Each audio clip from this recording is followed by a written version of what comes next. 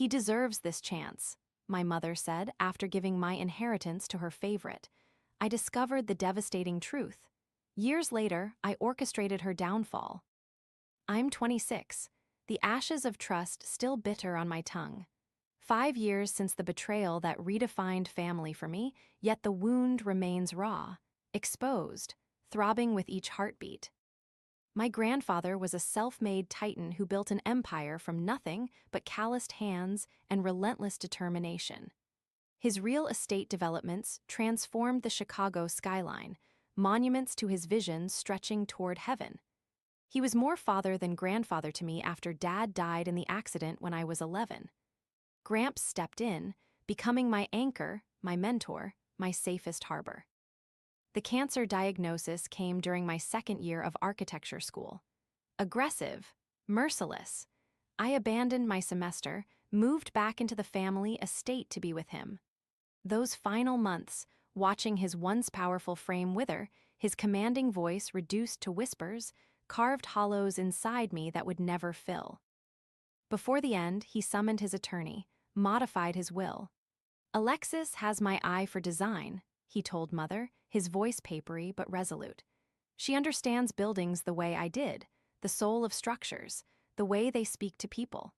He allocated $5 million specifically for me to launch my own architecture firm after graduation, separate from the family business Mother managed.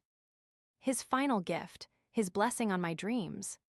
Mother seemed supportive during the funeral, her arm around my shoulders as we accepted condolences. Her voice steady when introducing me as the architect of the family to grandfather's business associates. Words empty as the casket lowered into earth. I returned to architecture school, throwing myself into work, designing, creating, honoring his memory through every blueprint and model. Weekends spent in the university studio until security ushered me out. My hands perpetually stained with graphite, fingernails lined with modeling clay. My cousin Julian visited campus infrequently, 2 years younger. The charming, careless son of Mother's sister. Business major with middling grades and exceptional connections. While I constructed miniature worlds with precision tools, he constructed networks through fraternity parties and golf outings. During family gatherings, I noticed the shift. Mother's attention gravitating toward Julian, his jokes earning her genuine laughter, his mediocre accomplishments celebrated lavishly. My design competition victories acknowledged with distracted nods. Physical sensations became my language, a racing pulse, breath catching, chest tightening. The body remembers what words cannot express. The devastating revelation came 3 months before graduation. My academic advisor mentioned a prestigious fellowship opportunity. "Perfect for someone with your talent and financial backing," she said. "The application requires proof of funding." I contacted our family attorney for documentation of grandfather's bequest. His hesitation through the phone line. Palpable, heavy. "Alexis," he said finally, "we need to meet in person." The conference room felt like a mausoleum. Cold, sterile, the attorney's face grave as he placed the documents before me, amendments to grandfather's will, signed by Mother as executor. The $5 million redirected to a family investment opportunity. My heart trembling, the moment stretched impossibly long. "Where is my inheritance?" My voice unrecognizable, distant. The attorney's uncomfortable shift. "Your mother legally redirected the funds to finance your cousin Julian's technology startup." The betrayal crashed into me like a physical blow, lungs compressing, vision narrowing to pinpoints, the room spinning on its axis. The confrontation that evening shattered any illusions about Mother's loyalty. Her office in the family home, grandfather's former sanctuary, now redecorated to erase his presence. Her at his mahogany desk, expression coolly defensive as I slammed the legal documents down. "Julian needed this opportunity," she stated, voice measured, reasonable, as if explaining simple mathematics to a child. "His business concept could revolutionize how our development company functions. Your grandfather would have understood the strategic advantage. He specifically left this for my architecture firm, I managed, each word scraped raw from my throat. Architecture is a hobby, Alexis. The dismissal, casual, cutting. Julian's venture is the future of this family. He deserves this chance to prove himself. And I don't, tears threatening, refusing to fall. You've always had everything handed to you. Something ugly surfacing in her eyes. My father's constant attention, his approval, his precious time. Now it's Julian's turn to have support. Every memory crashed against me. Fragments of what we were, what we could have been. The years I'd spent seeking her approval while she secretly resented the bond between grandfather and me. That money wasn't yours to give, I whispered. Her smile, thin, victorious. As executor, I have broad discretionary powers. The paperwork is filed, the transfer complete. Julian's company launches next month. I left that night. Abandoned the family estate with nothing but my portfolio, my student loan debt, and a rage that burned so cold it numbed everything it touched. The following years tested everything I thought I knew about myself. I rented a dilapidated studio apartment, took drafting jobs that barely covered rent, applied for every grant, competition, and opportunity available, slept 4 hours nightly, worked 18. My hands shook, barely holding together, the weight of unspoken truths pressing down, suffocating. The breakthrough came unexpectedly. A small design competition for sustainable urban housing. My entry, created during sleepless nights, fueled by convenience store coffee, caught the attention of Elijah Winters, an eccentric developer known for unconventional projects and immense wealth. He hired me immediately, mentored me, championed my vision when others dismissed it. Your grandfather would be proud, he told me after my first successful project. I hadn't mentioned Gramps, hadn't revealed my family name. I recognize his influence in your work, Elijah explained. I competed against him for decades, respected him enormously. The connection seemed fated, designed by something larger than coincidence. As my career stabilized, I began investigating what happened to my inheritance. Julian's technology startup, Quantum Development Solutions, had secured impressive investors beyond my redirected millions. The company promised revolutionary property management software that would streamline operations for large-scale real estate portfolios. Mother became its most vocal champion, implemented the system throughout our family's extensive holdings, boasted about Julian's genius in industry publications, positioned him as the heir apparent to grandfather's legacy. The room felt smaller, memories larger than the walls could contain. A universe of unresolved emotions condensed into a single, breathless moment of clarity. I needed to understand what I was facing.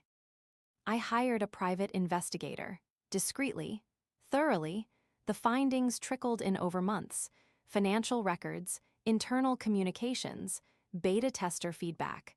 A pattern emerged from the fragments of information. Quantum Development Solutions was fundamentally flawed. The software contained critical security vulnerabilities, customer data exposed, financial information compromised. Julian had rushed development, cutting corners to meet Mother's aggressive timeline, prioritizing appearance over substance, exactly as grandfather had warned against throughout his career. More damning, Mother knew. Internal memos showed technical teams had flagged serious concerns. She had buried the reports, pressured employees into silence, continued implementation across our family properties while actively marketing the system to other developers. Was this healing, or just another form of breaking? The revelation sat heavy in my chest, a stone where my heart should be. With Elijah's backing, I established contact with the Securities and Exchange Commission, provided evidence, timeline, documentation. The investigation proceeded silently for 11 months while I built my own reputation separate from my family name. The indictments came down on a Tuesday morning. Mother and Julian charged with securities fraud, wire fraud, investor misrepresentation. Their arrests made national news. The family company's stock plummeted. Partners distanced themselves. Clients fled. I watched from my office in Elijah's building as the empire grandfather built crumbled under the weight of their deception. Not satisfaction. Not quite. Something more complex threading through my veins. Relief, perhaps, validation. Grief for what could have been. Mother's attorney contacted me the following week. Her assets frozen. Legal bills mounting. The family reputation in tatters. Would I help? Would I speak to the prosecutors on her behalf? I agreed to meet her at the detention center. The visiting room stark. Impersonal. Mother across the table, designer clothing exchanged for institutional beige. Her face hollowed by consequences finally reached. "Why are you doing this?" she asked. No greeting. No acknowledgement of the years of silence between us. "I'm not doing anything," I replied truthfully. "You did this, you and Julian." "He's your cousin," as if blood should excuse betrayal. "Family." Family doesn't steal from family. The words grandfather had lived by. "I was protecting our legacy," she insisted, leaning forward. "Julian's company could have transformed everything. We just needed more time to fix the issues." "Grandfather built his legacy on integrity," I said quietly, "not fraud." Something fractured in her expression. "He never saw me," she whispered. "His own daughter, always looking past me to you, his precious architect. So you punished me for his choices." Her silence, answer enough. "The prosecutors offered me a deal," she said finally. "I testify against Julian, they reduce the charges." Her eyes meeting mine, searching. What should I do? What was left after love dissolved? Just these raw, electric fragments of feeling. I studied the woman who had given me life, then stolen my future. The woman who resented me for a connection I never asked for. "I'm not here to help you decide," I said finally, "just to understand why." "And do you understand?" "I understand that you were willing to sacrifice me, your daughter, because you couldn't compete with a ghost." Rising from the chair. "I understand that you corrupted Julian, encouraged his worst instincts to prove grandfather wrong." Moving toward the door. "Most of all, I understand that grandfather was right to trust me instead of you." I didn't look back as the guard escorted me out. Didn't respond to her calls. Some broken things cannot be repaired, only acknowledged and set aside. The news coverage faded eventually. Mother accepted a plea deal, 5 years in a minimum security facility. Julian received 12, his youth and charm useless before federal sentencing guidelines. The family company restructured under new management, distancing itself from their actions. Elijah offered to help me purchase controlling interest in what remained, but I declined. "I'm building my own legacy now," I told him, "on my terms." My architecture firm, Phoenix Foundations, specializes in revitalizing abandoned urban properties, transforming forgotten spaces into community assets. Grandfather's principles, integrity, vision, service, embedded in every project. His name never appears on our materials, but his influence shapes everything we create. Sometimes I visit his grave. Place river stones I've collected from project sites around the world on the marble headstone. Tell him about designs in progress. Challenges overcome. In those quiet moments, I feel him still, his wisdom, his strength, his unwavering belief in me. Mother writes occasionally from prison. Carefully composed letters seeking reconciliation. I read them, consider them, file them away without response. Perhaps someday I'll find words worth sending back. Perhaps not.